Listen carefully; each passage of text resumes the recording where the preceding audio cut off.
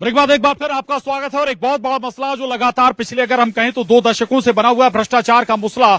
और इस भ्रष्टाचार के मसले को प्रधानमंत्री नरेंद्र मोदी भी उठाते रहे, अरविंद केजरीवाल भी उठाते रहे और अब कांग्रेस भी उठा रही। सवाल यह कि आखिर भ्रष्टाचार का विरोधी है कौन, ये बड़ा सवाल है।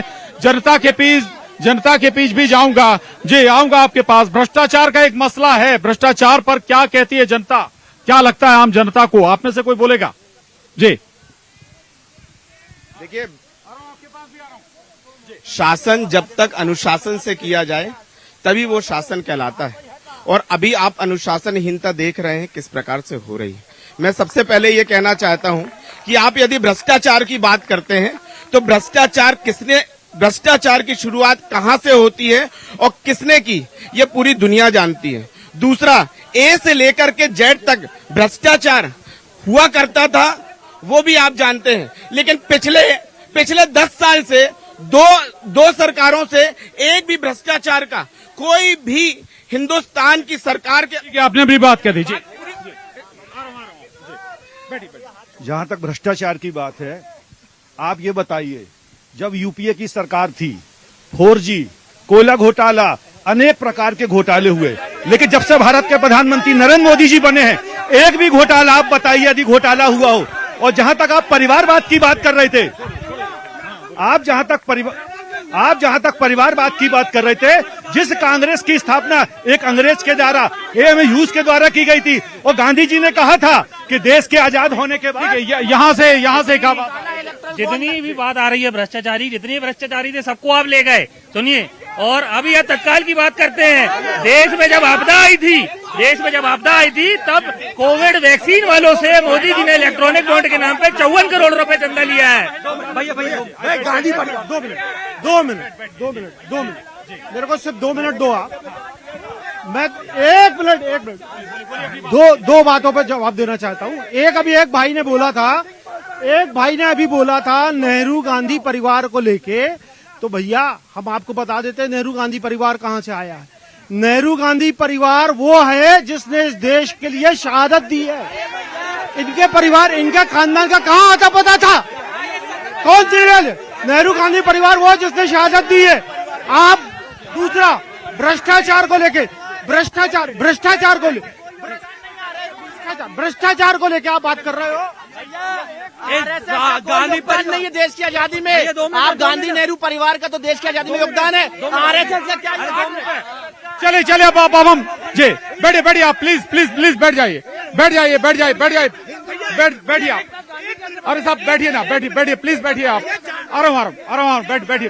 अरे बैठिए ना यार, बैठिए। अरे आ रहा हूँ, बैठिए ना, बैठिए। अयोध्या जी, बात भ्रष्टाचार की हो रही थी। प्रधानमंत्री नरेंद्र मोदी जी कहते हैं कि भाई जिन्हें आप कभी भ्रष्टाचारी कहते थे, आज उनके साथ खड़े हैं।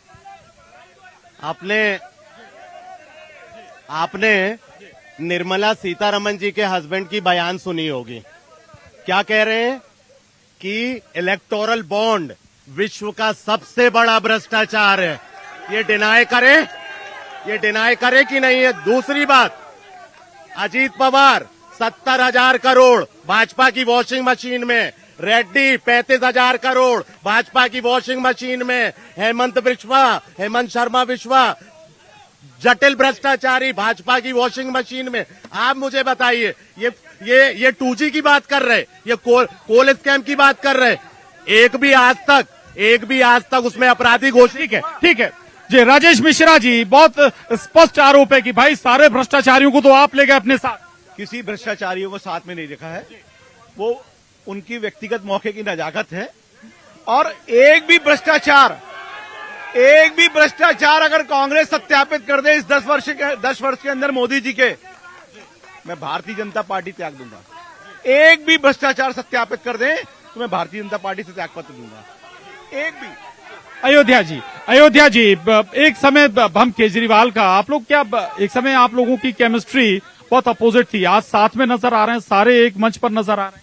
देखिए, जब देश की जनता के आत्मसम्मान को चोट पहुंचेगी, जब अंतिम पंक्ति का आदमी हाशिए पे रखा जाएगा, जब अत्याचार हावी होगा, तो संगठन तो हम बनाएंगे, क्योंकि लोकतंत्र हमारी रगों में बसता है। लोकतंत्र की आत्मा हमारे जहन में हर पल सांस लेती है।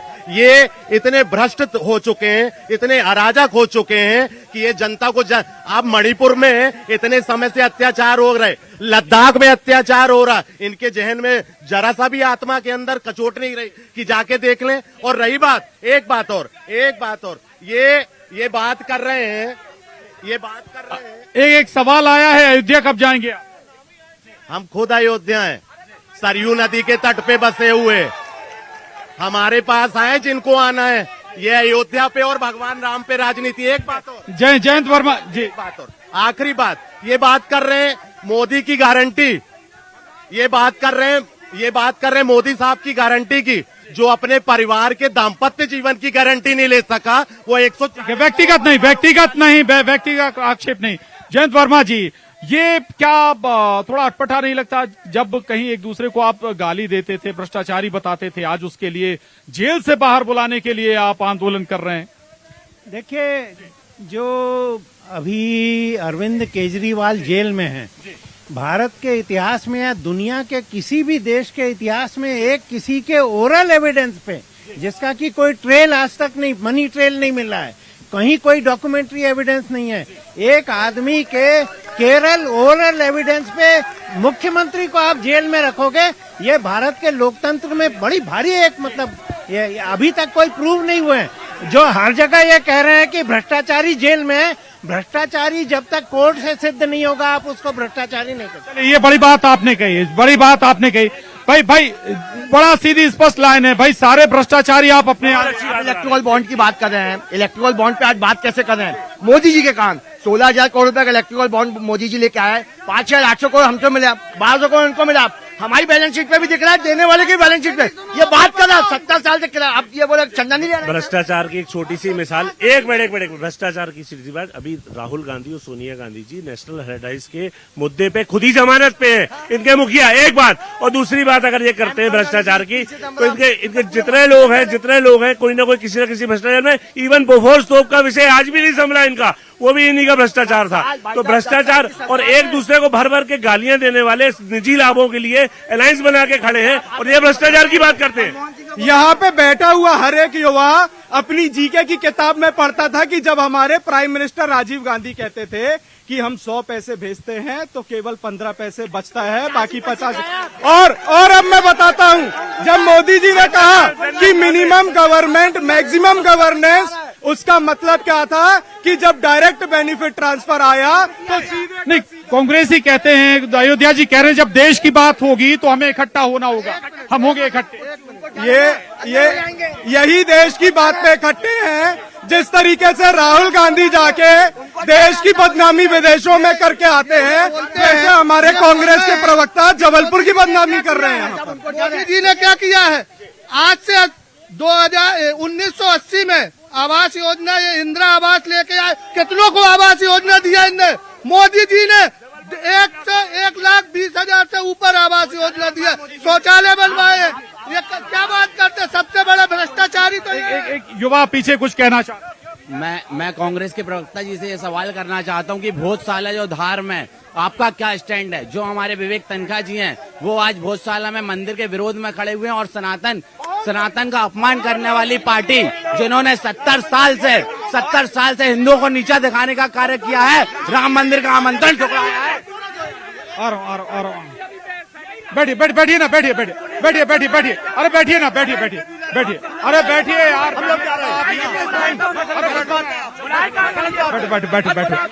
अरे बैठो यार, बैठो दादा, बैठो। आपके पास आए रही, आपसे बात नहीं की। घोटालों की बात हो रही है, इतने घोटाले, ललित मोदी घोटाला, ठीक है, नीरव मोदी घोटाला, नोटबंदी घोटाला, और अभी इतना बड़ा इलेक्ट्रॉल वाला घोटाला, एक के बाद एक घोटाले किए जा रहे हैं। महिलाओं की बात क्यों नहीं उठा रहे हैं ये लोग? क्यों महिलाओं की बात बीजेपी नहीं उठाती है? क्यों नहीं बात करते महिलाओं के बारे में ये लोग?